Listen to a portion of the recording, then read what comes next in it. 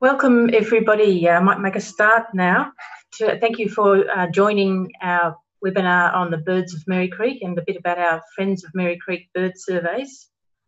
My name is Anne McGregor. I'm the coordinator of the Merri Bird Watch.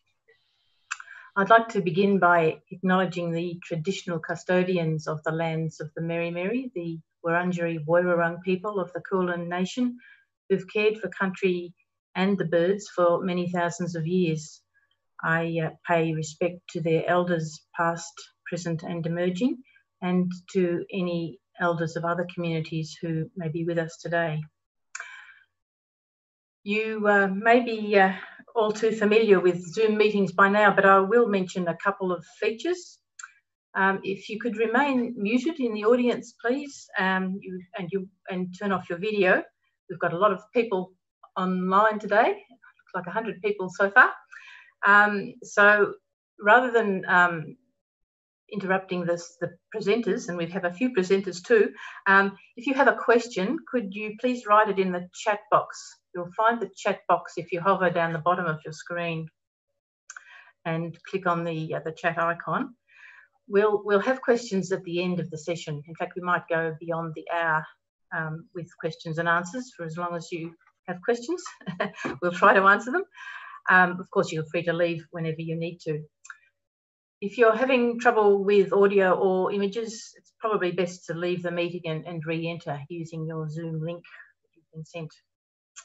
This session is being recorded and it will be posted with links on the Friends of Merri Creek and the Merri Creek Management Committee websites for people to watch later.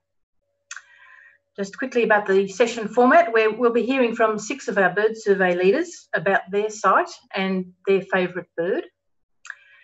We'll start at the northernmost upstream site at Galginyak or Craigieburn Grasslands. So here's a map of our survey sites, all those red dots. As you can see, there's 10 sites down the Merri Creek and on Edgar's Creek at Edwards Lake. So we'll be moving downstream, down almost to the Yarra at Clifton Hill. And we'll then have a special sneak preview of the beautiful 2021 Merri Birds calendar, produced, in fact, by A.D. Tudor, a very talented photographer. And then we'll have a question and answer session at the end. So a quick introduction to the Friends of Merri Creek Birdwatch surveys. We began in November 2008. We do the surveys 4 times each year. And there are 2 aims of the surveys. One is to collect good data over the years across the seasons. And this is uploaded to eBird, the global bird database. So it's accessible to researchers and to anybody. You can Google eBird and explore hotspots and find our sites on the Merri Creek and look at all the results of our surveys. And the second important aim is to encourage lots more people to enjoy the delights of birding and introduce them to some of the birds that live in their suburbs and waterways. So to that end, we've produced a brochure on the about 60 birds. This is just a part of the brochure, 60 birds that are seen quite often along the Merri Creek. And that's free to people who come along to the surveys, or I think it's $3 at the series visitor centre. So that's a little bonus if you come along and join in our surveys. By the way, now, Louisa, we had a poll for people participating today to ask you if you have attended one of our surveys, one or more. I wonder, Louisa, can you run that poll right now? People can let us know. So you could just, if people could just answer that, here we go. We'll get a quick sense of how many people have already, the numbers are coming up very fast. It's really good. So each survey takes about an hour and a half. Typically, we see between 25 and 35 species at most of the sites, so it's quite a good range of species. You might not have been aware of how many bird types there are in your area. there's really interesting variations across the seasons because some of the birds are migrants. They move off to northern Australia for the winter, very sensibly, and come back to breed along the Merri Creek in the spring and summer. There's different birds who come into Melbourne when it's droughty further north. Melbourne's becoming quite a good drought refuge, in fact, because it's relatively well watered. And we also see different birds or less birds if it's very windy or very wet. So we do get different variations across our surveys. The total over our 11 years now of surveys, we've seen 145 different species, which is not a bad total. The surveys certainly have demonstrated the importance of the revegetation that has occurred along the Merri Creek Valley in the last 30 or 40 years. And a lot of the woodland birds which had disappeared have returned to the creek, which is a really good news story, I think. I'd like to certainly thank all our volunteer survey leaders some of whom have been with us since 2008, but all the volunteer leaders are really essential parts of our survey effort. So let's get started on hearing about the birds and looking at their photos. We'll begin. Oh, sorry, the poll. Well, Lisa, what's the results of the poll? How many people have been on the survey before?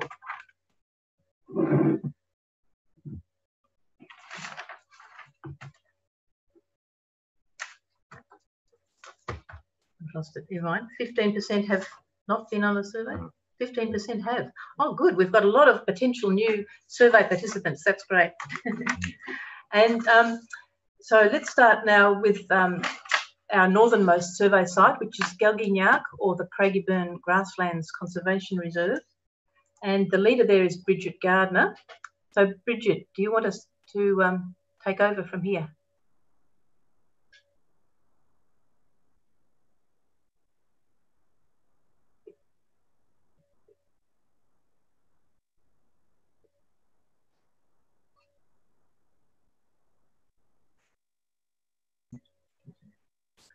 Bridget, you might need to unmute.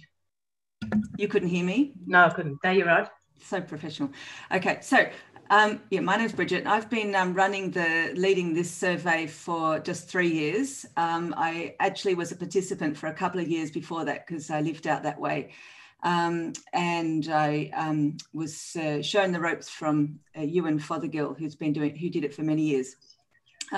When you arrive at down O'Hearn's Road, you pass the factories and you get to the end and there's a chainmail fence and huge piles of rubbish sometimes, and you think to yourself, where have I landed? What is going on here? And as soon as you get through that chainmail fence, you go down and across the creek and up, you're suddenly on this enormous expanse of land, which most people don't even realise, and I certainly didn't, exists. And it's a very special place. It's a volcanic plain, and it's actually 400 hectares. So you have a sense of, as I say, amazing space, and you don't realise that you're so close to the city when you're in there. The picture on the screen at the moment is the Merri Creek, sort of halfway up from our survey. So we follow along the edge of the creek, but up on the plains. And then we pop down to the creek here, and this is a very magical little spot. And again, you feel like you're in the middle of nowhere, and you usually got about 6 grey fantails popping around, and plenty of other birds there, including white-faced herons. So we traverse the ground. It's quite rough. There's no path.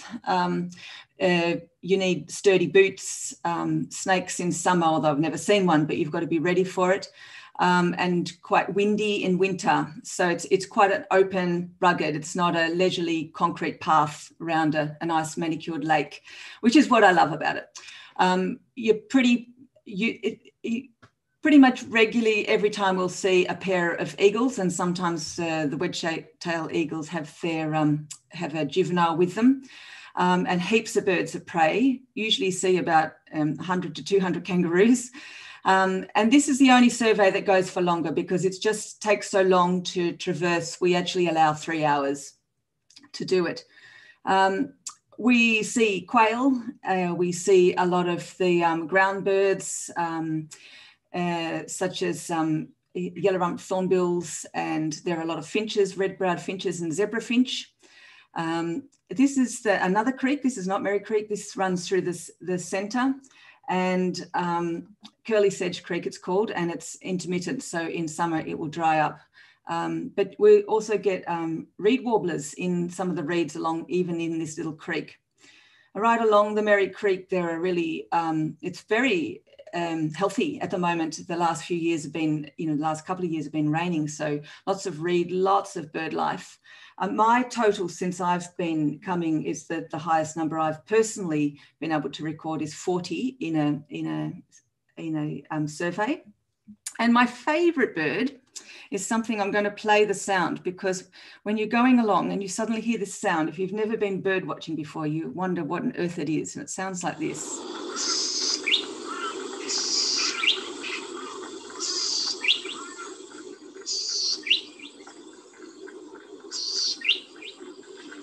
So it does this little bzz, tick, plink, and it's called a golden-headed Cisticola. And it pops up onto the top of grasses like this, or small shrubs, and sort of sings out, "Look at me, I'm sexy," in spring, which is probably the only time that you actually get to see it, because the rest of the time it might be down on the ground. It's very small, has a little crest, and puts its crest up into the air. It's quite a successful little bird. There are about 4 subspecies, and this one's called Ellis, and it's down, Exilis, sorry. It's extends all the way around from Adelaide right up to southern Queensland. And they're very cheeky, cute little birds. So I had to choose my favourite. It's very hard to choose a favourite bird, like a favourite child. But this one has, just because when I was first bird watching out on what I was calling Craigieburn Grasslands before I knew the correct name, Galgi-Nagak, that bird just popped out in front of me, and I was amazed at what an extraordinary sound and how loud it was and how beautiful it is. So come along. We love getting new people, and everyone who's out there is always amazed like me. When you drive along the Craigieburn bypass, you don't realise what an extraordinary wealth of diversity. And if you're lucky to have the Jody coming along, she'll tell you about all the golden sun moths and all the different skinks and lizards and flowers as well, because it's remnant grassland that's very precious to Melbourne. Thanks, Anne. Thank you, Bridget. So Bridget mentioned Jody, and we were hoping that Jody will be here to talk about the next site. Jody, are you in or not? We've just heard that, in fact, there seems to be a limit of 100 participants on this webinar, and Jody might have been locked out, which is very unfortunate. In which case I will just have to fill in for Jody. So the next site downstream from Galginyak is Bababi Marning, or Cooper Street Grassland, the old name. It's also a really important nature conservation reserve, protecting a remnant patch of the Victorian volcanic plains grassland along the Merri Creek. And it's you can see here a really nice pair of images of a Nankeen Kestrel that happened to use the sign for the reserve one day to have a bit of lunch. And it's a similar area to Galginyak in the sense of grassland, and the creek valley is the creek valley. Can you see the mob of kangaroos that live there? You usually see them when you're on the bird survey, somewhere about on the grasslands. And the Friends of Merri Creek, in fact, have been doing a lot of work over the last few years, clearing gorse and other woody weeds from the edge of the valley, doing a great job there. So here's a group doing a bird survey at the Bababi Marning, or Cooper Street Grasslands. And Jody's favourite bird, another resident, the swamp wallaby. Jody's favourite bird here was the white-winged Triller, which is one of our seasonal migrants. The male is black and white, and it does in fact sit up on top of a tree and trill. I don't have a call for you. They come down in spring to southern Australia to breed, and then move up north in the cooler times. Female is quite different, brown female, so she's not as obvious, I guess, when she's sitting on a nest. So that's the white-winged triller. So let's move on now to Galata Tambor. This is another lovely site, beautiful rocky escarpment along the creek valley here, and a bit of a walk through grassland, although not particularly native grassland, to get to the creek as part of the bird survey. It's, as I said, it's a really scenic part of the creek, really pleasant being down there on those rocks. And we don't have a favourite bird, but just a few scenes from that survey walk. Here's the creek. The creek's in the centre across the foreground of that photo. The survey leader there couldn't be with us this morning. But as I said, it's a very nice walk, and not too many people join Nicole on the survey, so you'd be most welcome to go up to Galata. It's not quite as rugged, I don't think. It's a fairly easy track to walk on, not a paved trail, but quite easy walking on that survey. So on to the next site. This is Bababi Djinanang, or Duke's Road Grassland, and our leader there is Tristan Best. Are you there, Tristan? I hope so, Anne. Can you hear me? Yes, indeed. Fantastic. Bababi Djinanang, or in the Wurundjeri language, Mother's Foot, is situated in Fawkner there, just at the end of Duke's Road, and in between there and the Merri Creek. So it comprises of plains grassland, a plains grassy woodland, and stream bank shrubland communities. So by the time we've done a full lap, the reserve, we see quite a bit of diversity and quite a bit of fauna and quite a few different birds. So once we've gathered at about 9 o'clock, as typically, from the end of Duke's Road, it's a short walk over to the remnant grassland. We generally keep it to the left, and we walk down the hill towards a great little bend in the Merri Creek, where it hits an escarpment there. And that has some occasional flooding, which is great, recharges that area. But we often see wrens, honeyeaters, and what else, little thornbills as well, as we head on down towards the Merri Creek itself. It's about there that the Central Creek actually meets the Merri. The confluence is right there, and we often get to hear the clamorous reed warblers, and New Holland honeyeaters are often filling the banks on the other side. Short walk up there, we often see the Pacific black duck, a dusky moorhen with pardalotes calling overhead. It's quite nice, it has a good canopy there. Then we wind back around up towards the remnant grassland itself. So I'd like to nominate the grey fantail, which we can see there. I'd like to think it's a fairly well-known species, as it has a wide distribution covering most of Australia. It's rather small, only 15 to 17 centimetres, but a rather showy bird, and its eye-catching and aerial acrobatics are usually the first thing that gives it away, although its sweet song isn't too far behind. The typical feature in the Australian bush, right through into metropolitan gardens. This bird's very active, never sitting still for long, and constantly fanning its tail as it moves around through the vegetation. It's a great guide for bird watchers, as it loves to associate with smaller, maybe less obtrusive species. So they'll often lead you back to a group of thornbills or silver eyes that might be foraging through the mid or lower canopy. During July and January, they form a neat wineglass type nest. Both male and female share the duties in raising the young, and they have 2 to 3 eggs usually, and can have a couple of clutches per year. This is where you're probably most likely to hear their endearing little squeaky toy alarm call, as you may have gotten too close to the nest and agitated them a little bit too much. Once you got your eye in on them, they've got an extra challenge for bird watchers during the winter months.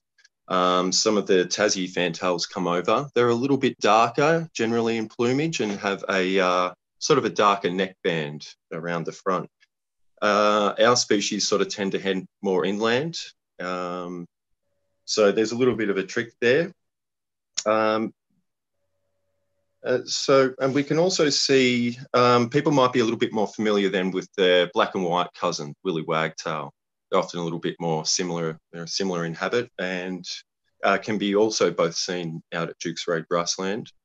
Along with Cisticolas, red-browed firetails, lizards and eagles. We often get butterflies, insects, wallabies, all seen pretty much year-round. Of course, more so for the spring for the butterflies. And then it's a short jump over the creek, over to the east, a few kilometres away, is Edwards Lake. So this park covers about 26 hectares, has a variety of revegetated habitats, and that usually brings, again, a good diversity of birds and other fauna. The lake itself covers about 6.3 hectares and is Metro Melbourne's second largest lake. It's semi-permanent water body, so it does attract a lot of different visitors during the dry years. It was officially opened back in 1916 when Thomas Edwards donated a certain amount of land to the city of Preston for the formation of a park. So again, at about 9 o'clock off Griffith Street, we like to meet and near the barbecues there. Then we make our way, a short way over to the small footbridge there, where the main trick is on this survey is to count the diverse amount of waterfowl all rushing in to get some expected bread. This also becomes a little bit more complicated when they realise we don't have any bread and they start to disperse off, usually fighting amongst themselves to add to the confusion. After we got through that trial, it's a pleasant walk along the Edgar's Creek to the main body of the lake itself where it opens out. Along the way and through the reserve, it's generally lightly timbered. We have a mix of Indigenous, native and exotic species, although the streamside vegetation pretty much stretches around the whole lake, which is fantastic, and it's great for some of our clamorous reed warblers and other species. There's large open spaces too, great for the welcome swallows. And we also have at the north of the lake, the kind of the kidneys of the water body itself is the low flow bypass. That's got a great understory, mid-story and a bit of an overstory as well. It's here we've been able to spot the Ballion's crake, the buff-banded rails, although we haven't seen them for a little while, unfortunately. And during the dry years, we also get pelicans, darters, we've had pink-eared ducks, musk ducks. So it's a fair bit of a refuge for a lot of people during the dry parts of the years. But today we'll be looking at the Nankeen Night-Heron, which we can all see sitting there. So standing about 60 centimetres high, this obviously rufous and a cinnamon plumage and a black cap. They have generally a short neck, and that kind of gives them a kind of a stooping kind of a posture, which is fairly distinctive. And we can just pick up there some of the plumes in the back. They emanate off the nape of the neck. There's two of them. Sometimes they end up almost twining together to form what seems to be one, but the adults carry those most of the year round, losing them come molt. So let's see, usually nocturnal. It prefers to roost situated nearby to the waterway. It's never too far away. And upon dusk, they'll come down and try to find a nice little fishing spot. They don't mind salty or freshwater systems where their diet consists of small fish, insects, crustaceans, and little frogs. And they're known to inhabit ornamental gardens with ponds, botanical gardens, and of course, urban parks throughout Australia. They like to nest in colonies, usually during August to February, building a flimsy stick structure, usually about 6 metres plus high up in a tree in a fork. So we don't see them all that often, these guys, so it's somewhat of a welcome sort of sighting when we do see them. They're usually sitting in their sort of dense cover in the aloe casuarinas where they try to avoid being annoyed by the noisy miners. So I first came across this one not long after moving to the city, going down to Dights Falls. So that's a little bit further of the confluence of the Merri and the Yarra. So sitting down there a little bit before dusk, I noticed a couple seemingly turn up out of nowhere. And then 10 minutes later, another 10 more. And before I left there, I reckon I would have been surrounded by 30 or 40 of them all just quietly setting up along the creek. absolutely amazing. So definite favourite, and one we like to see along the survey. And there's our data. Fantastic. We haven't seen them for a little while, but we have had both the male and female turn up over the years. So it's been fantastic. It's always a bit of a surprise. We always get something a little bit different. There's sparrowhawks to watch out for. Yeah, it's a great selection. Thanks, Anne. Thank you, Tristan. That was really, really good. Our next site, another lake, Coburg Lake, and Alistair Campbell. Alistair, are you there? Yes, certainly am. Can you hear me? Yes, go for it. G'day everyone, my name's Alistair. I'm the leader for the last 10 years at Coburg Lake. So similar to Tristan, we've got a water body that's been man-made. In fact, Coburg Lake has been around for about a century, and I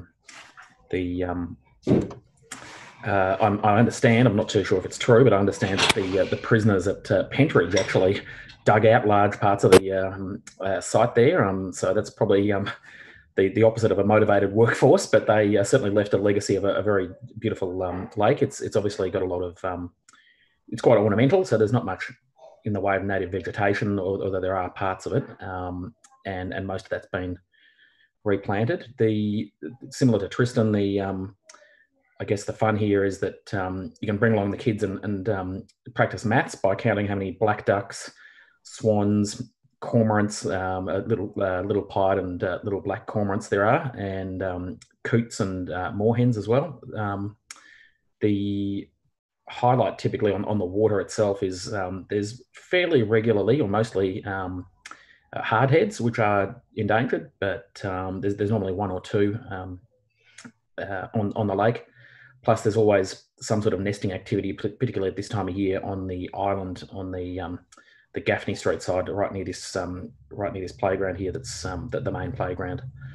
So we start our walk. We basically do a lap of the lake. We start at the top car park next to Lake Grove and go around up towards Car Street, and there's some really nice scrubby areas there with a lot of vegetation in there and a lot of interesting things hiding. We cross up the creek at Car Street and come back down the other side and keep counting. And then we go all the way through the northern part of the lake, past the exercise area, and back around to basically here at this playground where we finish the count.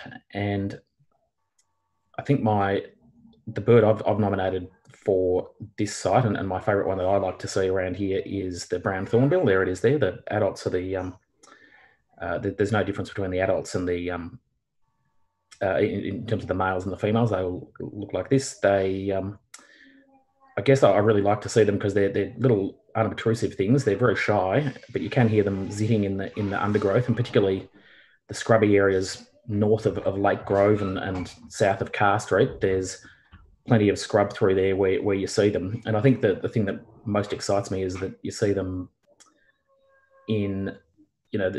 they're being encouraged by the work that's happening with the Friends of Merri Creek and the management committee in terms of revegetation. And when you see these guys or hear them through here, you can actually, you know that we're doing the right thing, I guess. We're actually getting back to, a habitat that's friendly to birds, because these guys, need the right kind of habitat and they need to be, have the right coverage. So when I see them, I'm excited by that. There's plenty of places for silver gulls and black ducks and things like that. They're pretty adaptable, but these guys aren't. So it is very heartening and exciting to see them.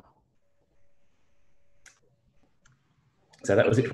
Thank you, Alistair. Thanks very much for that. They're really cute, brown thornbills, very small, but and you often hear them and can't find them for a while because they're, as you can see, fairly dull in colour, but they're nice little birds. So the next site is East Coburg and across to Thornbury, and Trevor Heusler is going to take us around there. Okay, thanks. Our group starts at the Bluestone Steps at the end of the Grove that lead down to the Merri Creek, and we head up to the swing bridge at Harding Street, where we cross the creek and come down the Thornbury side all the way down to Moreland Road, and then cross at Moreland Road and come back up the Coburg side, back up to the start. This photo here is actually at the start of the walk, and I wanted to put it in as a little plug for 10 years ago. This site was all old weedy elm trees and wandering dew, and the elm trees were all full of elm beetle and everything. And with a little bit of badgering of the council, they agreed to cut down all the elm trees and mulch it and then supply us with plants. So over the last 10 years, our local sort of community group has been planting this area out, and we've been quite pleased with our results. It's been a big improvement from what it was. But anyway, we'll move on to the next slide. Egan's Reserve is basically just open woodland with mostly non-Indigenous grasses. And I think a lot of it was planted out for the bicentennial. So a lot of the oldest trees are around 30 years old. We don't tend to have as much diversity as a lot of the other sites, but we do get lots and lots of red wattle birds. You're hearing them all the time, as well as noisy miners, magpies, magpie larks, a lot of rainbow lorikeets flying overhead. And occasionally we see the brown goshawk and the collared sparrowhawk, which is always really nice to see. In fact, I remember on one of our walks, we were going along and there was two houses just off to the side of the park, and on the TV antennas of the two houses, one house had a collared sparrowhawk and the other house had a brown goshawk. And that was really good because they're actually very hard to tell apart. They look very similar, and but when you actually see the two together, you can tell the difference. I'll move on to the next slide. After we cross over the swing bridge and we start coming down the Thornbury side, we always drop in at the Strettle wetlands, which are often fairly dry, but at the moment, with all the rain we've had this year, they're quite full. And when there's water there, we get to see a lot of the aquatic birds that they see on a lot of the lake walks. So we get black ducks, we get chestnut teal, coots and moorhens in there. Occasionally we see a white-faced heron. And once we were lucky enough to see the Nankeen Night-Heron, which excited everyone no end. And actually near there on one of our surveys, we also saw a buff-banded rail, which caused huge excitement because no one knew what it was for ages. But we also have seen at least one tiger snake going through there as well. So even down here in Coburg, there are lots of snakes around the creek. We quite regularly see them as we're walking around. And the next one. As we're coming further down, this site's a spot directly opposite the MFB depot in Thornbury. And I included this originally because what we had noticed at the start in the first surveys up until about 2016 is we always saw the New Holland honeyeaters here. Every time we walked past, there was usually at least 3 or 4 of them fluttering around in this area. And yet since about 2017, we haven't been spotting any. But in the meeting before this, Adi assured us that she has actually still seen them in the area. So maybe it's just a matter of luck that we haven't seen them. But she also said apparently the pink robins have moved into this area, which I haven't seen yet. But I certainly will be looking out for it in the next survey. And move on to our favourite bird. For some reason, it seems that Egan's Reserve area is favoured by the Tawny Frogmouths. We have always seen them on the bird survey. They used to be quite regularly seen in some deciduous poplars up near Strettle wetlands, but on the Coburg side of the creek. We saw them there for years. But the ones that were there seem to have left over about the last 5 or 6 years, but now they've moved down. This one is actually just between Rennie Street and the Grove, and they've built a nest there, which seems to be quite a secure nest. Sometimes they're not so secure, but they've settled in there. And we know of at least 2 pairs within 100 metres of each other on this section of the creek. And so it's something that we get to see lots of, and it's quite popular with all the people walking up and down the creek at the moment. Everyone seems to know where this nest is, and there's always a big crowd of people sitting around or standing around looking at them. They're quite interesting birds. They spend all day just sitting in their roost trying to hide from everyone, apart from these 4, which were not very well hidden. But in the evening, they go out and go hunting for small insects and lizards and frogs and small mammals that are on the ground. And they're bits of ambush predators. So they'll sit a few metres above the ground, waiting for something to run around underneath them and swoop down. And probably the most interesting thing about them is that they've managed to evolve that their wings are noiseless when they're flying. So probably a useful skill if you're an ambush predator, that you can sweep down silently and grab something for your dinner. So that's the Tawny Frogmouth. Thanks, Trevor. Did you have the call to play? Yes, I've probably got that here.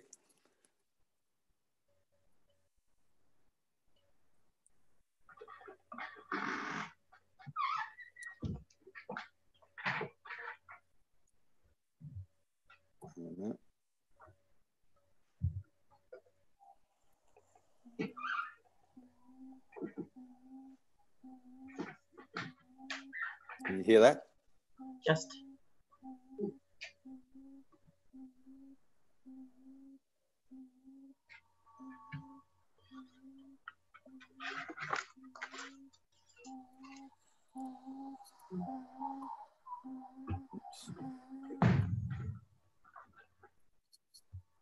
So everyone hear that?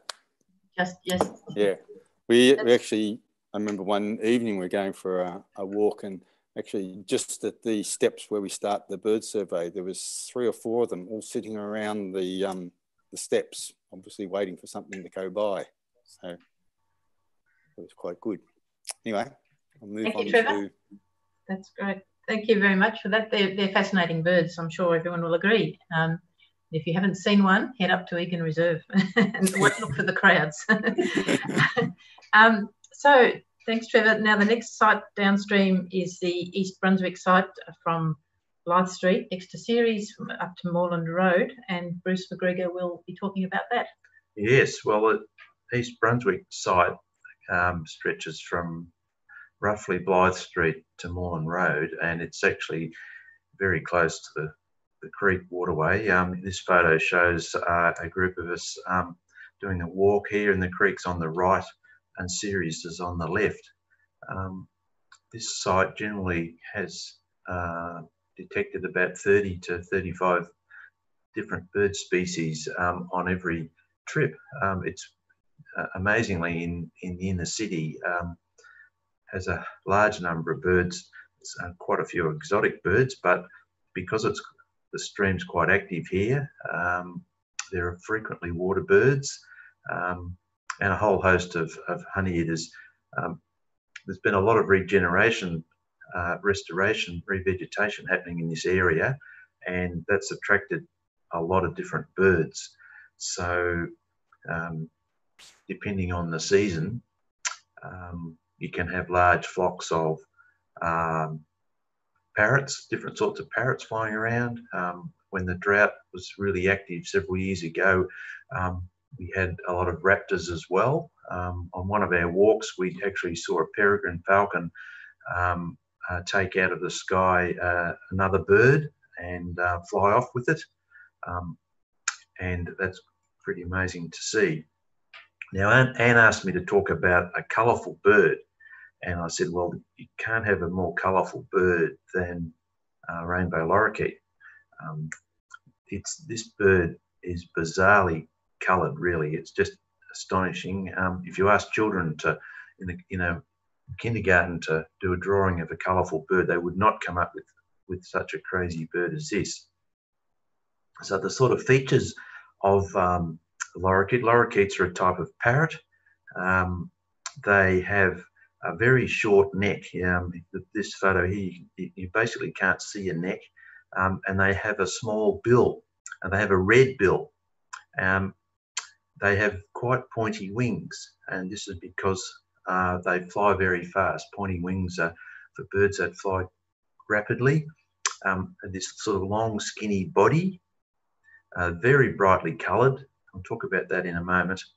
And diagnostic feature is that they're red under the wings, so that that differentiates them from other lorikeets. And they have this long, sort of pointy tail. So the common feature, if they're flying, is they seem to fly very fast. So they have a very complex set of behaviours. They've been studied quite a lot, and so sometimes they'll sit on branches and they'll be bobbing or moving their heads and doing interesting things. Sometimes they do it together. Sometimes they do it alternately. Now, what they need for food is the foliage on trees, flowering trees, particularly eucalyptus trees. They eat nectar and pollen mostly, and they have a very special tongue. So they're the only sort of parrot that has a tongue shaped like a toothbrush, which is designed to collect the food. But being parrots, they do eat other things. They do eat fruit, seeds, and they can be, I mean, they come into our back garden and eat the fruit, you know, the apricots and apples and plums that we grow here. But they frequently come through the winter in our garden in Brunswick to eat, harvest the flowers. Now, these birds form long-term pairs which stay together for many years, and at this time of the year they'll be looking for tree hollows. They need tree hollows to breed in. That's very important. And the pair does most things together. They make nests and look after the young, but only the female incubates the young. And these birds are quite long-lived. Bird banding has shown that they live at least 12 years. Not very big. A lot of these birds aren't that heavy. Birds aren't very heavy generally, and they only weigh about 110 to 140 grams. So here's a photograph showing the birds doing some preening. This is part of their behaviours. Not all birds do this, but you can see here the bizarre colours of the bird. It's got a bright blue head with stripes or streaks on it, part of the feathers showing that. They have red-orangey breasts, a blue belly, and they have green spotted yellow underwear. And this bizarre colouring helps them camouflage, believe it or not, in trees. So on Friday I was at Coburg Library, near Coburg Library, and there were a whole lot of these birds in a flowering eucalypt tree, and it took me a minute or two to find them, because the blue, of course, matches up with the sky, as you can see in this photograph. Their green back and dappled colours match in with eucalyptus foliage. So these birds are really arboreal. They spend most of their time in trees. They don't go to the ground very often, and they're very fast flying. Now, I've got the call here. Another feature of these birds is that they make a very raucous call.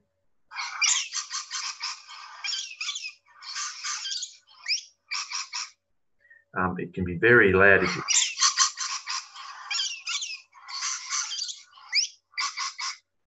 They can be very loud, especially if you're not expecting them, because if they feel a threat coming, so if you're walking up close to where they're feeding and you don't realise they're there, they'll go quiet.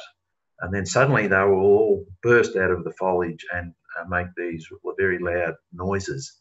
They do have other calls, but the rainbow lorikeet has got to be the most colourful bird. Now, I'll just very briefly mention two other sites that we survey. The next site to the south actually meets at the Kirkdale Street Park in Brunswick, and does a circuit where it walks to the south, across the footbridge, through Merri Park in Northcote, which is the photo you see, and then back around across Blythe Street Bridge and back down south towards the Kirkdale Street Park. So that's a lovely circuit. And all this area has been revegetated in the last 30 years. So Merri Park, the photograph shows it was revegetated in 1985, 1986 and onwards. It used to be a asphalt and gravel works site for Melbourne Water, and it was going to be subdivided into industrial land, and the Friends groups objected to that, and instead of having concrete flood wall, the earth levee was constructed, which is to the left of this photograph. And so we've had an area re-veg. So in here, there's a large number of birds have seen. Many of the birds that have already been mentioned are here. Great place for lorikeets, but lots of honey eaters, red wattle birds, the brown thornbill. We don't often see there tawny frogmouths, but it's an ideal place for them. And it's a really good spot. I mean, really, you wouldn't realise you're in Northcote or in a city, Brunswick, when you're in this site. And the further south, the most further south site that's surveyed is the Clifton Hill area. This is showing Des and Ruth, who run that walk in the centre of the photograph. At this point, this is a circuit that goes down the bank on the Clifton Hill side almost to the Yarra, not quite, and then it comes back further away from the creek. Again, the whole area has been revegetated over the last 35 years, and they see a range of birds. Some are different here. Some of the birds seen here really come along the Yarra River area and the Yarra Bend Park, and they sort of come around into the Merri catchment. So the birds that you see here are quite often different, or there are different species here compared with the ones you might see at the northern end. So where Bridget was talking about the grasslands at the north of the catchment, there's different birds in the north compared with the birds that you're likely to see here in Clifton Hill. So I'll hand you back to Anne. Thank you, Bruce. So now we've got a special, as I said, a special sneak preview of Adi Tudor's wonderful Birds of the Merri Creek 2021 calendar. Adi produced a calendar last year for 2020, and some of us were lucky enough to get a copy, and she's doing another one. So Adi, over to you to tell us a bit about how you've produced these wonderful images and produced the calendar.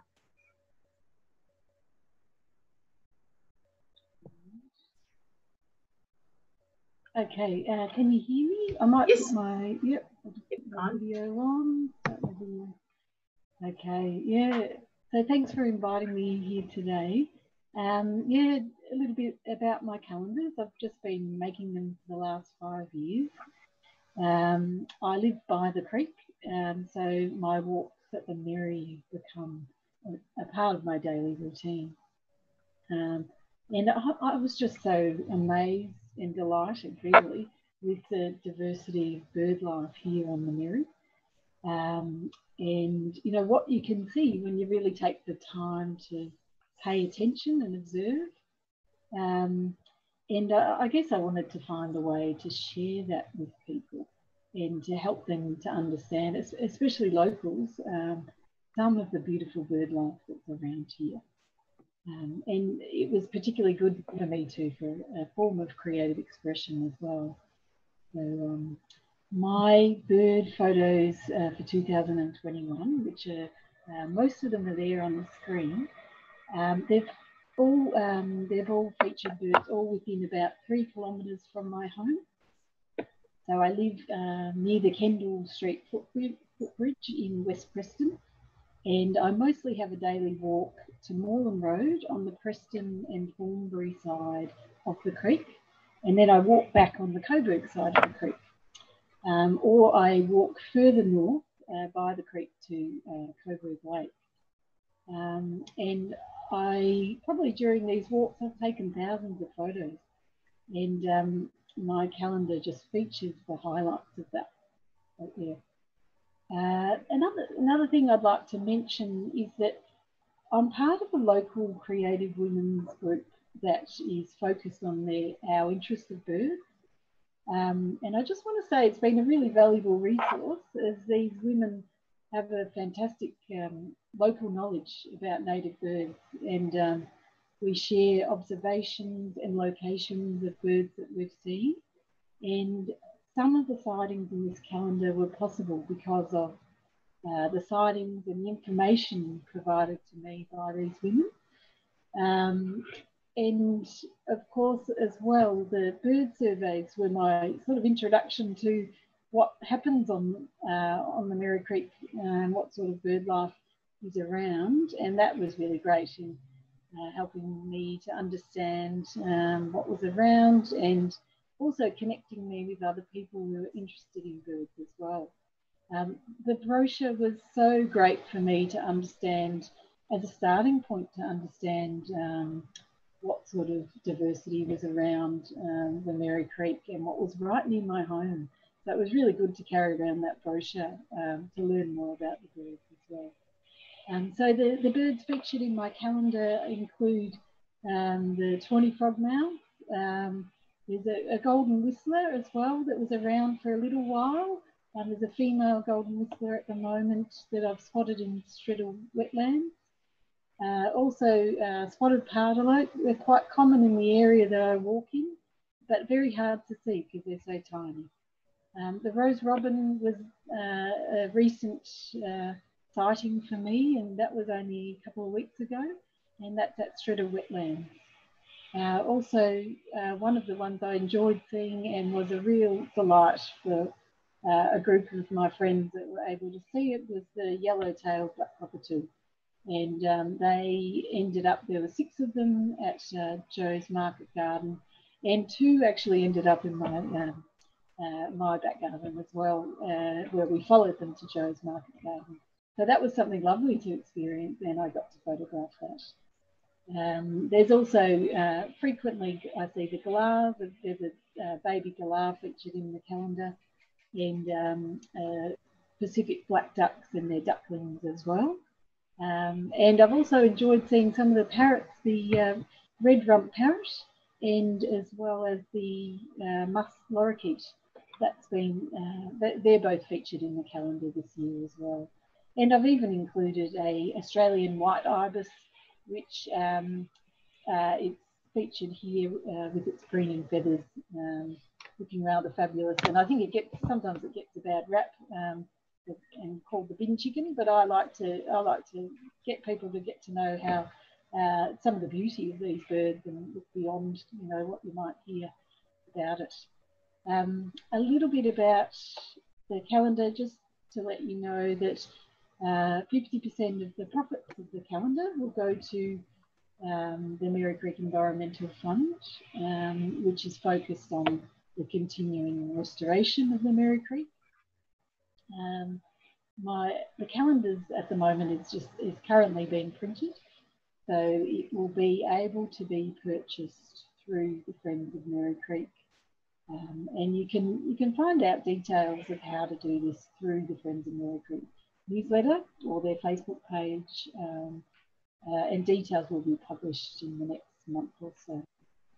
And also I usually sell them at Joe's Market Garden, so that will be planned for this year. Whether I'll be there personally or not will depend on lockdown restrictions and things like that. So there's a photo of the rose robin that I took a couple of weeks ago.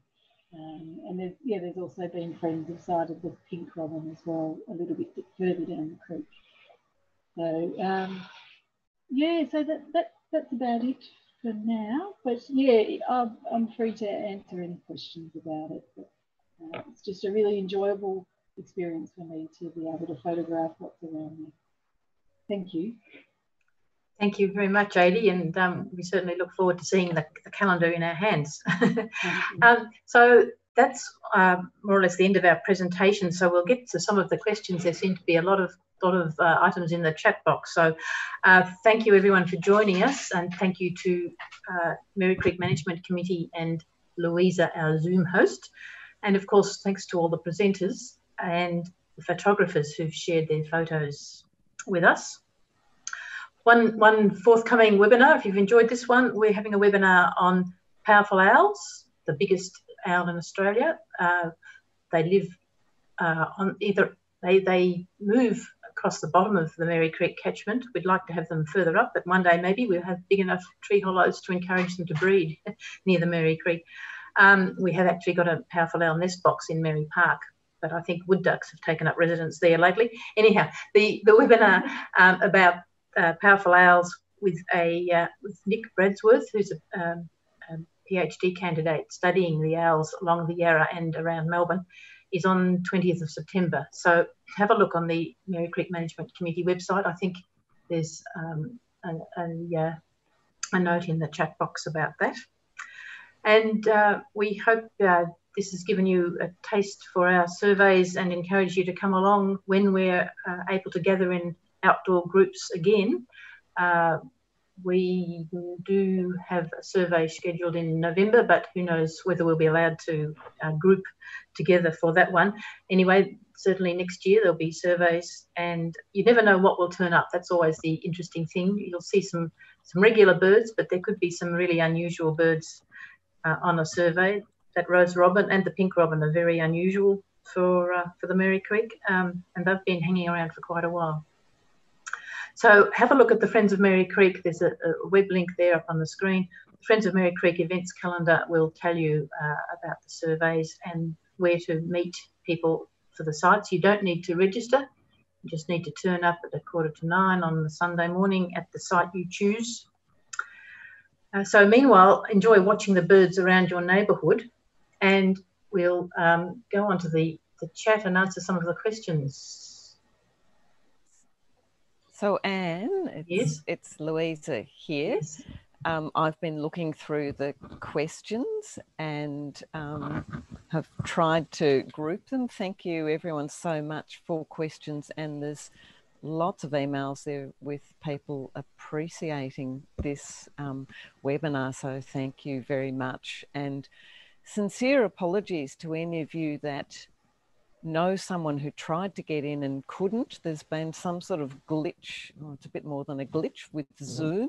We do have an account that allows 300, but for some reason only 100 have been allowed to get into this webinar. I've sent lots of emails to people apologising, letting them know that this webinar is being recorded and will be uploaded by YouTube. And we may even have to think about running it again if that's possible. But look, getting on to questions, I think you've answered some of them, Anne, because there were a number of questions about how do you get to join a survey. I think you've covered that. There was one person who said they'd tried to join one of the surveys, I think out at one of the grasslands, and didn't end up meeting up with the leader out there, and asked could there be more specific directions. Although I think that person ended up doing a bit of a survey on their own and enjoyed that. But yeah, we'll try to get the instructions about the meeting places to be as clear as possible. Someone's also asked, can you join if you don't have good ID skills? Definitely. That, as I said, one of the two goals of our surveys is to encourage beginner birders and help them get them started on learning to identify the birds. So that's, beginners are very much welcome. And a nice little story on our East Brunswick survey. Someone came along one day who was definitely a beginner birder, and just as we set off, he said, "Oh, what's that strange sort of lump up in that tree?" And it was a Tawny Frogmouth. So anyone can spot a bird, but you just need to look around you and open your eyes. And I hadn't noticed it, and no one else. So by all means, beginner birders, come along. Now we've got another question. I don't think we know the answer. It's when will the bird surveys resume?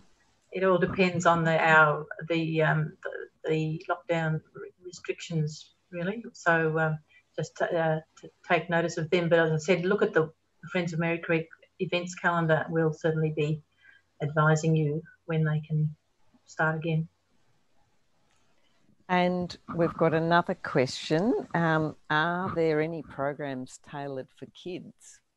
It would be a lovely thing to do, wouldn't it? Would, wouldn't it? Yes. We might have to talk to Merri Creek Management Committee staff who do a lot of work with schools about that. But children are welcome along on our surveys, and we often have several. So they're welcome to come along and join in. And Anne, I was too busy looking at the questions, but I assume you've stressed that even though children are welcome, fur children, i.e. dogs, are not welcome. No. Dogs are seen as predators by birds, so they do disturb the birds and tend to make them fly away from us. So we do not welcome birds on the surveys. Sorry, dogs on the surveys. Another related question, someone's asked, can you recommend a type or brand of binoculars that are good for bird watching? Is that something that we might want to put in an email reply? Because we can certainly, we'll certainly be doing a follow-up email to all of you and all the people who sadly couldn't join us with details of the YouTube link, details again of how you can join the surveys, and perhaps that would be the place, and to put information about binoculars. I'm sure there's kind of a starter level and then there's advanced and everything in between. Bruce is offering to say a few words on the binocular question right now. Yeah, sorry, I'm just trying to move into the screen here. Look, the binocular question is an interesting one. If you're a real beginner, sometimes it's best to come on a survey and talk with us about it and have a look at some different binoculars. That's a good thing to do. Generally, bird binoculars have a wider lens at the front. The objective lenses are generally about 40 millimetres wide, and they generally have a magnification of about 8. It's tempting to have high-powered binoculars, but they tend to have a narrow field of vision, and that makes it very hard to see the birds when you're a beginner. There's a real skill in using the binoculars, and that's something that you can practice at home. And what I say to people, this is how I was taught as well, I say to people, if you've got binoculars that you wish to use, what you want to do in the house is to put some postage stamps around the house. Ones with birds are on the best, but it doesn't really matter, and put them at the end of the passageway or on the ceiling or something in different places, and practice looking at those stamps. So you need to be able to use them and get onto what you're looking at straight away. So there is a big skill, and the very skilled birders can use their binoculars and look at the birds rapidly. So, I mean, a good pair of binoculars will cost a few $100s. The experts spend thousands of dollars, but that's not necessary. But certainly there are materials, and we can send them to people. BirdLife Australia and BirdLife Melbourne have more information about that, and so we can put people into contact with that information. Thanks, Bruce. Now, we've got a couple of other survey questions. Someone's asked, how is the data recorded? And I guess there's a corollary to that, where is the data kept? And someone has also asked, how do you, sorry, I'm just looking for the question, but yeah, how do you know when you're counting that you haven't counted the same bird more than once? Good question. The first question, we have a little field record sheet. We haven't got up to date and done our recording on our phones yet. I mean, there are certainly apps you can use to do that. Maybe we'll convert to that soon. But at the moment, we just record little tally marks on a paper sheet, and the leaders send them in to me, and I send that on to Trevor, who spoke to you earlier, who compiles them and uploads the results to eBird, the global bird database. As I said, you can actually have a look, have an explore on eBird, and there's some instructions on the Friends of Merri Creek website about how to find the bird survey sites on eBird. So the other question was, how do you know you haven't counted? We do try and count the numbers of birds, but it really is an estimate, and it's always a bit of a guess. Have I counted that bird or not already? We try to be reasonably accurate, but it is an estimate. I think all our leaders would agree with that. Yes, and it's Alistair here. My experience at Coburg Lake, and it might be the same for Tristan at Edwards Lake, we basically count the water birds on the water once at one spot, basically, because otherwise, yeah, someone comes along with bread and they all flock to one side of the lake, and then someone else on the other side of the lake has bread, or there's something going on or whatever. So we just say we're just going to count the water birds once, and everything else we just count as we see as best we can. And I'd like to add, there's another thing to it too. So in a large space, if you know the species, you know what their behaviour is. So magpies and larger birds are very territorial, and they have a wide territory. So if you see 6 on one side and then you see them on the other side, it's probably the same mob. But if it's a small bird, then it's less likely. So there is a bit of an art to it. And what we do is we all take notes. Well, I encourage other people to take notes as well. And so that in the end, we have a bird count. We sit down and we go, okay, do we agree? And we have a discussion at the end to consolidate. Well, that's how I do it, and to consolidate the numbers, because sometimes you're writing them and the group splits up because one person gets stuck looking at something and someone's seen something else. So it is citizen science, and it is a real group effort. Can I also add about, Anne, that I do need people to register just for the Galginagak. The reason is because if it's a fireban day, we can't go out there. And if it's flooding, we can't actually access it because it floods over the path. And it is tricky to find, even though we write the right instructions, but if you go on Google Maps and rely on that, it will send you to the wrong end of O'Hearn's Road and you can't access it. So it's just helpful if you give me a call and I know who I'm waiting for as well before we start. So that's why for that site. Thank you, Bridget, for I forgot about your registration needs. Yes, that's pretty important. But it really is an interesting site to go and visit if you've got good boots and you don't mind a bit of wind quite often. Yeah. So I've got more questions. Yes, keep going. I'm moving on to ones that are more both a mixture of questions about particular birds and about the results of the surveys. But the first one, through the chat, and some of the leaders have possibly seen this, that there are various people saying that they've seen birds, but especially for Tristan, Michaela has mentioned in the chat that she saw the data, or a data, at Edwards Lake 6 weeks ago. So it's still around. Right. I'll have to have another look for that one. I must have missed it the other day. Hopefully it's waiting for you still. Now, there's a general question, and it's a really interesting question, one that Anne and I were just discussing yesterday.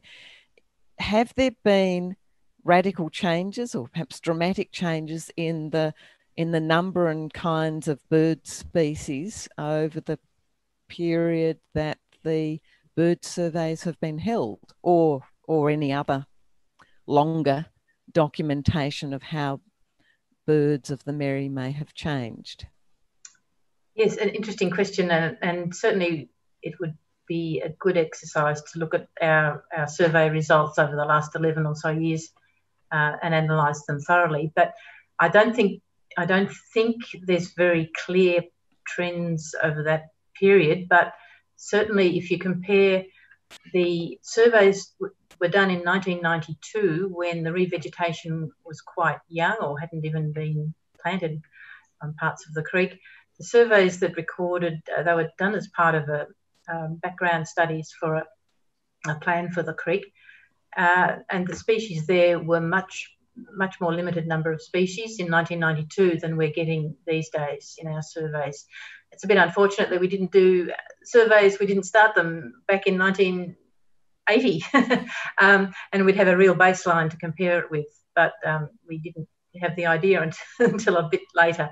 So yes, there is certainly, as I said, clearly an increase in particularly woodland birds, which is the focus for the revegetation efforts since the 80s and 90s. But other birds, a bit harder to tell. Of course, some of the species are being affected by habitat loss elsewhere. The ones who visit Merri Creek catchment seasonally may be losing their habitat and losing their lives in other parts of their range. So Bruce has had some comments. Just to make a comment also, during the millennial drought, we did notice that there was a lot of birds coming down using the Merri Creek as sort of a refuge from where a lot of the other areas were drying out. So that was quite an important, I think, refuge habitat in Melbourne for those birds. Yes, and part of this is what's really, I think, the most important evidence we've got. The documentation has shown that there's at least 6 different groups or 7 different groups of birds that use the Merri Valley. So there's a set of resident birds which we've clearly documented, and as I mentioned earlier, they vary. There's different resident birds to the north compared with the ones in the south. There's a variation. The second thing is there are at least 6 migratory groups of birds that use the valley, and so documenting that's really important because it shows to the land managers, the councils and the government, in fact, that these areas are vital for birds' survival, these migration routes, and they include birds that migrate to Tasmania and come back to Melbourne for the winter. There's birds that winter in Melbourne and spend the summer in the highlands of Victoria, like the pink robin we mentioned before. There are birds that migrate to and from Queensland, so they're in Queensland in winter and they come down here to nest. So this is home because they nest here, like the reed warblers and the sacred kingfishers. And there's other migratory patterns, and there are even some birds that migrate to the northern hemisphere and then return for our summer, and they use wetlands in particular. And it's highlighted the importance of us Friends of Merri Creek, to try and protect these areas for these different migratory birds. So I think that's the most important thing that we've demonstrated.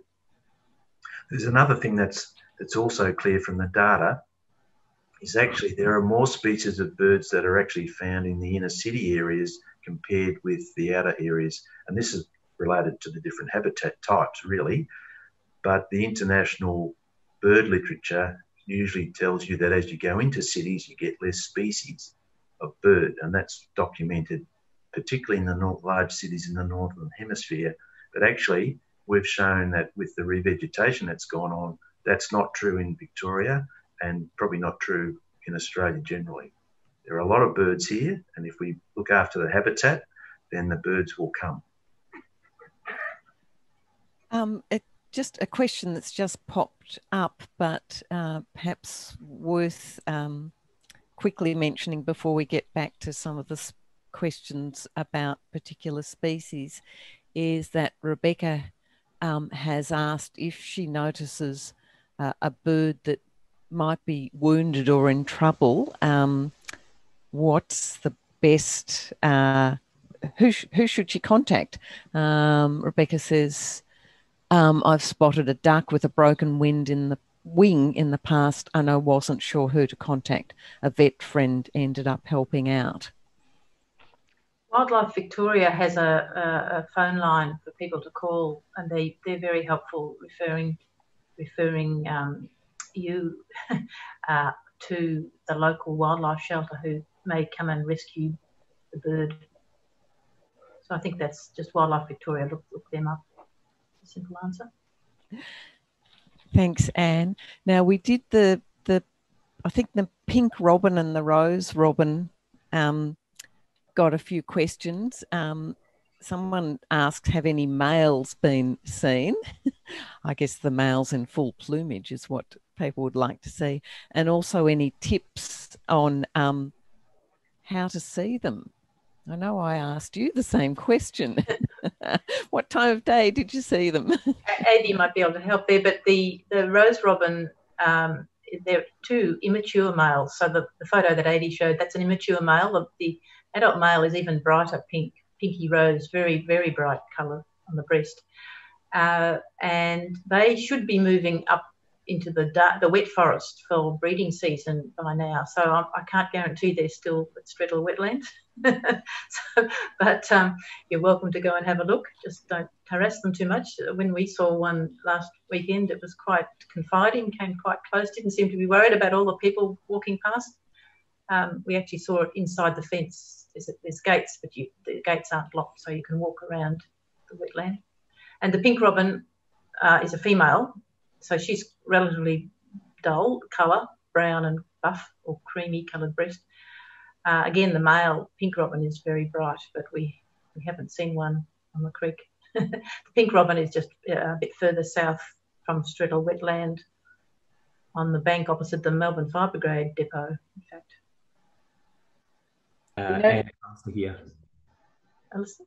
Yeah, I've seen rose robins, maybe not every year, but many years at Coburg Lake. There's a sort of the playground up there at the top end of the park there next to Deshane Parade or Deshane Road or whatever it is on the sort of the high cliff side of the lake, if you like. And there's in the scrub there that's sort of fringing where it sort of goes down into the lake itself. Some years in the winter, I've seen rose robins there, so male and female. So I think they come down in winter. As Bruce was saying, they're migrants. In the winter, they sort of come down from the hills and then they go back up again, probably around this time of year. So it's sort of during the winter time is the time to see pretty much any of the robins. And there's been a few at Duke's Road, I think, as well, from memory. Certainly flame robins. We get flame robins. So we've got a number flame robins and red capped or other things, yeah. Yes. Or scarlet robins, I should say, yeah. That's right. Thanks, Alison. Have you seen any at Coburg Lake this year? No, nothing this year. No. Not that I've been out that much, but no. Yep. That just emphasises people, keep your eyes open when you're doing your daily exercise. And there was a question, I'm not sure, or sorry, a comment from Michaela, and I'm sorry, Michaela, I'm not sure. This may have been in relation to the pink and the rose robin. The comment is the fantails are good at leading you to them. Mm-hmm. Yeah, that's what I meant. That's how I found them last week. Yes, indeed, I agree. That's how we found him too. Yeah, that's also my experience of it as well. The other little birds, and yeah, I've noticed that as well with the fantails around the pink robin. Yeah. And thornbills as well. Now we've got a question about common miners and how. Now I'm not.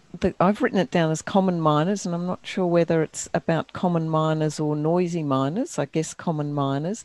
But how badly are small woodland bird populations affected by common miners?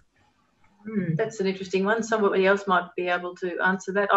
The common miner, which is an introduced bird, the brown and white and a bit of yellow on them, they're certainly very aggressive, and they can even evict rainbow lorikeets, I think, from nest hollows. They're hollow breeders, and they take over nest hollows and out-compete other birds. But they're probably competing with sort of middle-sized birds rather than the smaller birds in that situation.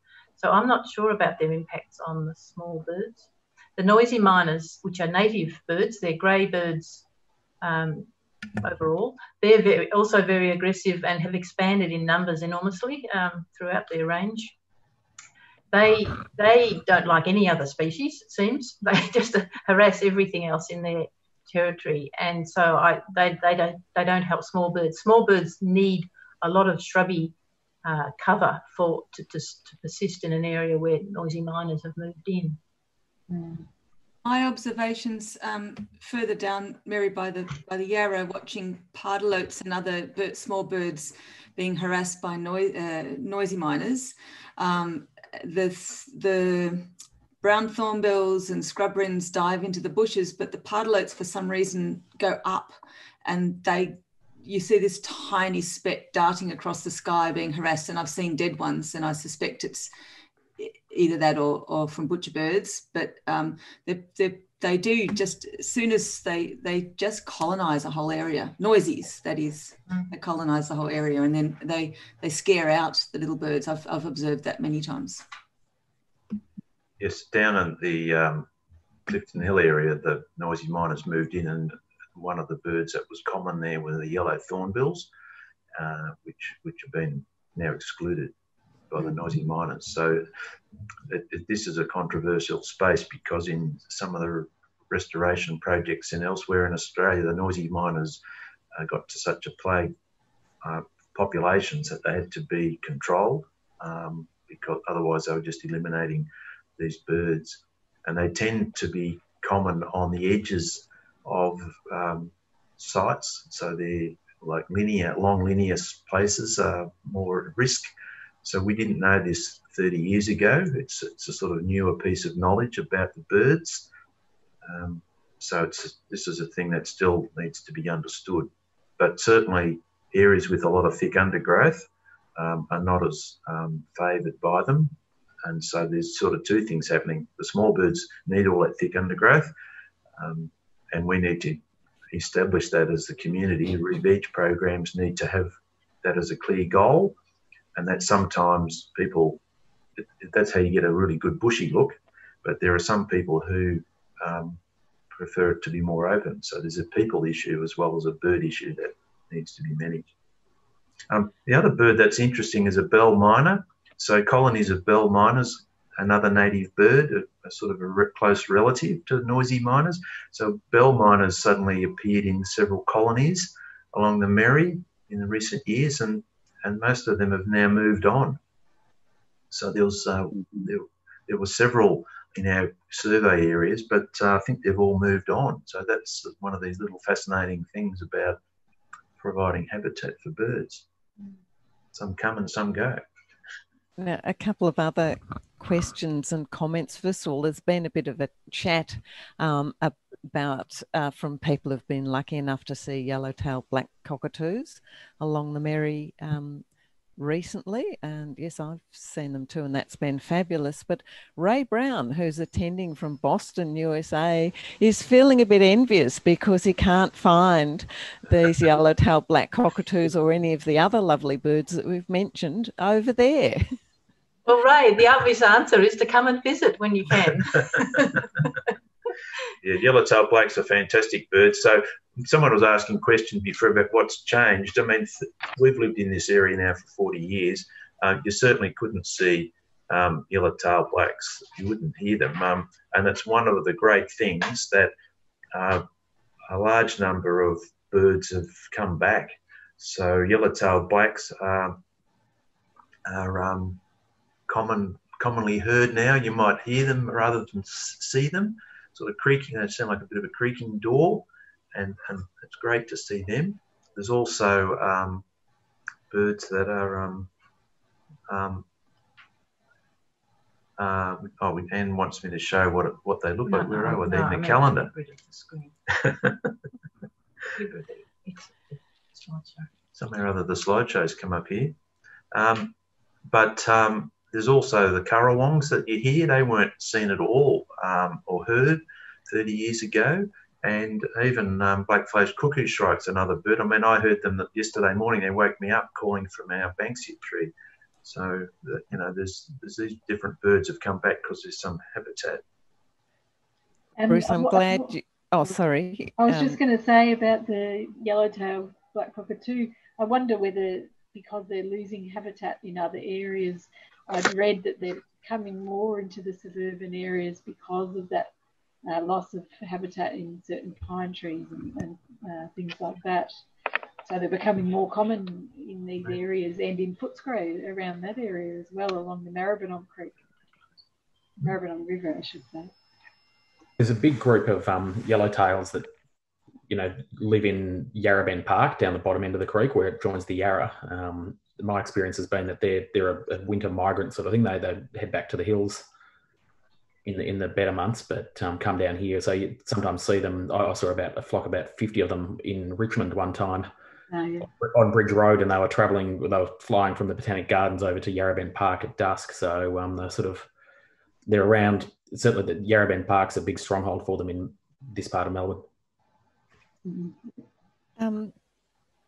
Bruce mentioned currawongs, and there was a question quite early on in the chat from someone who felt like currawongs had increased quite a lot in Melbourne in recent years. And would any of you like to comment on that observation or confirm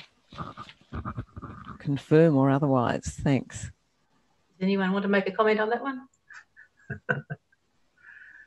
Well, I'm happy to make a comment because currawongs are sort of a bit threatened in parts of Victoria because of loss of habitat.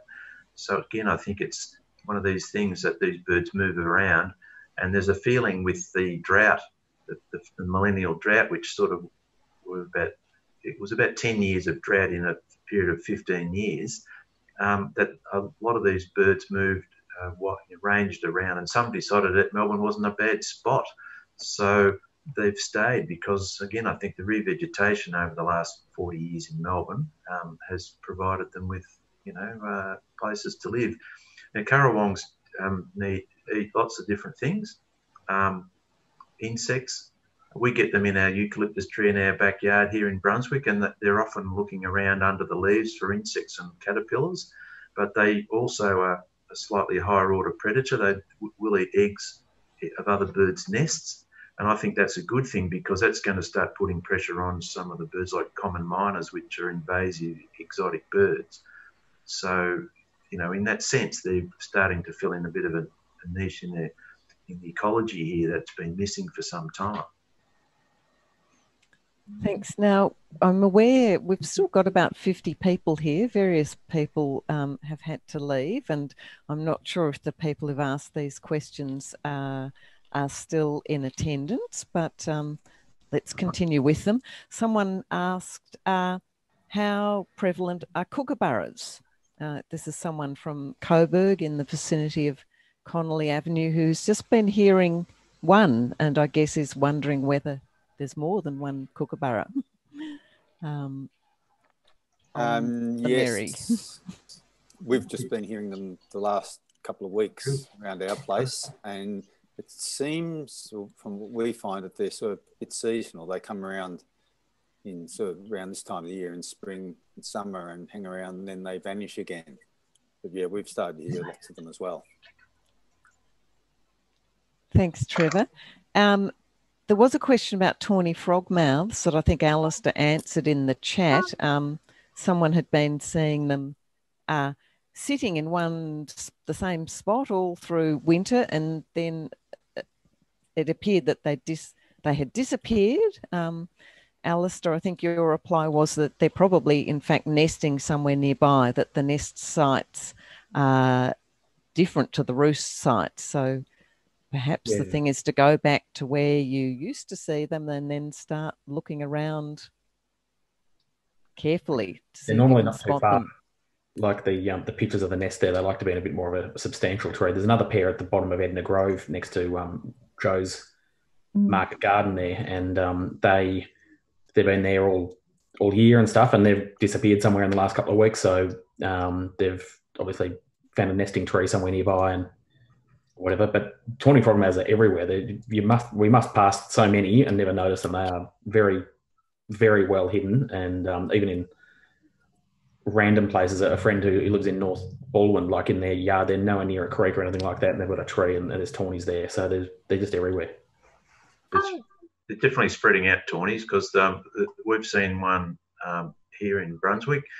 We've seen them up in Preston off Elizabeth Street at night, 6 o'clock at night in winter, and they are seen now more often up and down the creek, whereas they used to only be seen in East Coburg. Kayla, you wanted to... Yeah, just on the on the tawnies, I think they move to the trees on the other side of the bridge quite a lot. So I see them move between Edna Grove and then go over there. So they might just be over there. Yeah. But the kookaburra, I've seen it quite a few times throughout the year, but only near Coburg Lake, near that tree area near the Olympic pool. So I think it's like I've seen it quite a few times and heard it quite a few times, but I think there's only one or two. Yes, there's been a kookaburra living in Northcote Golf Course, or kookaburras living there for a long time.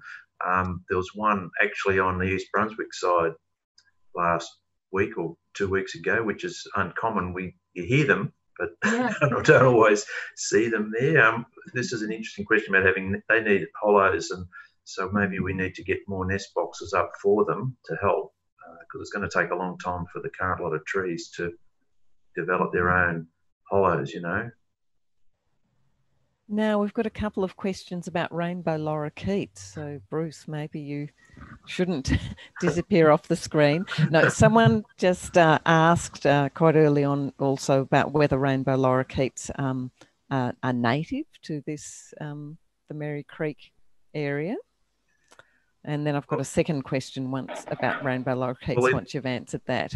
Yes, if the normal range of rainbow lorikeets is sort of along the northeast and part of the southern coast in Victoria. They've been introduced to Tasmania and Western Australia, so that's not a normal area for them. But they were uncommon. So 50 years ago, they were very uncommon in Melbourne, and if some turned up in some big tall flowering eucalypts, that was a sort of a hot topic. You know, you've got to go somewhere to see them. And that was the case when we first moved to Brunswick. There were some tall flowering gums near the railway station in the southern end of Brunswick. And they would turn up there in winter, and that was very exciting, if you wanted to see them. So they have become more common, and they're pretty much widespread in Melbourne now. No one would say they're uncommon now, but they were in the past, yeah. There are similar looking lorikeets elsewhere, and they just split up the family. The biologists split them into 6 different species, and so these other similar ones are found in parts of Indonesia, in Papua New Guinea, and also sort of in the Solomons and Vanuatu, that area. So there are a number of birds that are very similar to rainbow lorikeets. They're close cousins, really, that are found if you go travelling. If you're in Bali, I haven't been to Bali, but if you're in Bali and you see a rainbow lorikeet, it's not a rainbow lorikeet, it'll be one of its close cousins. Now, look, the next question about rainbow lorikeets is from Angela, who found a dead, unharmed rainbow lorikeet in Preston a few weeks ago, but wondered whether it may not have been dead, but whether it might have been affected by lorikeet paralysis syndrome. And do you know about this, and do you hear stories about this syndrome? Well, I'm unaware of that. There is a wildlife research veterinarian at University of Melbourne Werribee campus who's interested in these diseases of wildlife. So she'd be the person to follow up on that. One thing I do know, my background is in agricultural science, and you study diseases of animals. And I always remember going in when I was doing microbiology, and there's a book on human viruses, which is 2 centimeters thick, and you get to the book on viruses for birds, and it's about 5 times bigger. Birds have been here for a lot longer than we have on the planet. There's a lot more diseases of birds, and there's a lot of birds. So they're still discovering them. And certainly in Australia, we've got best part of 800 types of birds in Australia. So there are a lot of diseases that could be there. It's a complicated and very specialised field.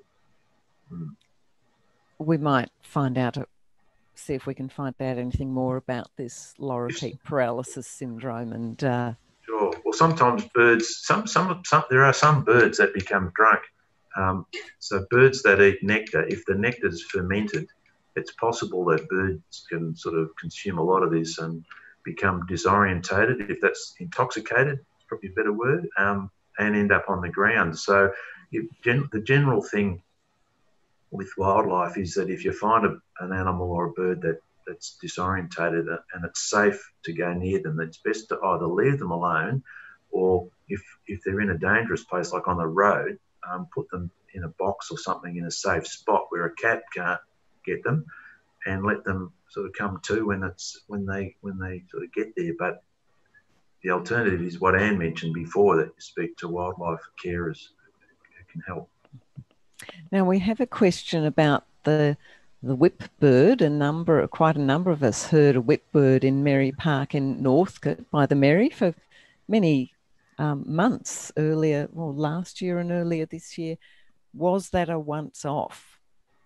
And is it still there? Has anyone heard it recently? Or him, because it was was a male whipbird calling, wasn't it? That's right. Yes, it was remarkable. I think it's a once-off. Adam Edmonds, who I think is in the audience, might be able to tell us more. But it's certainly remarkable that whipbird normally lives in the sort of wet forest, the Dandenongs or the Alps, the ranges, like sort of the same habitats as the lyrebird. And then suddenly a whipbird turned up in Merri Park in revegetated habitat, 30-year-old revegetated habitat, but nevertheless not exactly a wet forest. We were just trying to work out where it could have come from. Had it even escaped from the museum bird aviary area? we had asked the museum, but they said they didn't know of any escapees. Has it come down the Yarra Valley and then moved up the Merri Creek Valley? Found the spot it liked. Anyway, it lived there for 6 months or so, I think, and it doesn't seem to be there anymore. Haven't heard it for a long time. Okay, and look, I think actually this is the last of the questions. Apologies, I may have missed some, but someone comments that they've seen azure kingfishers down on the Yarra. Do we ever see azure kingfishers on the Merri? Well, people can chime in, but I remember seeing them in series in East Brunswick, this environmental education area and park. They lived on a dam, a wetland sort of dam there for some time, but I think one was knocked on the road, unfortunately. And I haven't seen any for some years. Does anybody else seen any? I've never seen anything on Merri Creek. You haven't? No, on the Yarra down at Fairfield and Yarra Bend and stuff, yep, but not up the creek. Tristan, have you seen them ever? I was just trying to cast my memory back, but I can't recall. I don't think I have, Anne. No. It's something to aim for. Getting the azure. I've seen plenty of sacred kingfishers and stuff, but not azure along here. Yes. Yeah, well, the sacred kingfishers also need hollows to nest in. So there was one always nesting there, or paired nesting there series, but the branch fell off the tree, and so that's another problem. So there's things that potentially could be done with we mentioned kookaburras, lorikeets, and kingfishers, but for nesting hollows. But there's been a few nesting hollows put up in Merri Park, mainly for pardalopes. But that's something that the Friends are doing a little bit with the Merri Creek Management Committee on. On the kingfishers, last year when Adi got that beautiful photo, I saw the sacred kingfisher near Joe's. But I have friends I live on between Edwards Lake and that little creek, Edwards Creek, and my friends who live near here, they've said that they've seen kingfishers and they weren't specific which type at the creek and several times at Edwards Lake. Has anyone else seen them around there before? The sacred, definitely, yeah. Mm-hmm. Okay, cool. I'm excited. I'm going to be keeping my eye out now. Oh, and the kookaburra occasionally visits up in the wetlands above the lake too. And the kookaburra is a kingfisher, a big kingfisher, yeah. But they'll be turning up soon. They're seasonal migrants, so yes, keep your eye out for the sacred kingfisher. And we spotted pardalopes down by the little creek yesterday too. I hadn't seen them here before. So. Oh, fantastic. So, Anne, that's I think the end of the questions that have appeared in the chat, and we're down to 42 people now. Probably time to call it a day, isn't it? And lots more thank yous and appreciation. There is one question Bruce has spotted. There's one question here about Tawny Frogmouth. So they tend to have a home range of several hectares. That's what's published about them, and so if there's lots of fledglings, in theory, they should disperse to a different home range. So we would hope that you know, for example, the ones that Trevor were talking about, they've been nesting there and raising fledglings for many years. So we would hope that they would disperse, you know, to up and down the creek. So they need the right habitat. So because they're very cryptic, it's hard to pick them up. So they were picked up near Ceres a few years ago, although we don't often detect them on our walks at the moment. But that doesn't mean they're not there somewhere. They could be hiding in someone's garden or, you know, somewhere else in Ceres where we're not closely examining it. So the strong impression I have is there's a lot more tawnies around than there used to be. Otherwise, we wouldn't be seeing them on the roads or in people's gardens. Yeah. So I think I'm sorry, there was one important question that I'd missed communicating to you, and it was about what action, or are you aware of any actions being taken to reduce cat and fox marauding along Merri Creek? That's possibly a whole topic. One piece of good news, I think, is that from memory, I think Darebin Council voted to introduce a cat curfew fairly recently, and Moreland Council is considering it. So that's quite an important measure. So people with pet cats will be required to keep them indoors overnight. Preferably, cats should be kept on the owner's property at all times, so they're not roaming. Certainly not roaming across to the creek and eating our birds. But that'll take a bit more community education, I think, to get to that end point. As far as I know, there's no active control of foxes or cats, and you might be surprised, but there'll be a lot of foxes through our suburbs. They manage to scavenge and scrounge and eat throughout the city, and they're probably doing their bit to eat quite a few birds as well. The control is quite difficult in urban areas, as you'd imagine.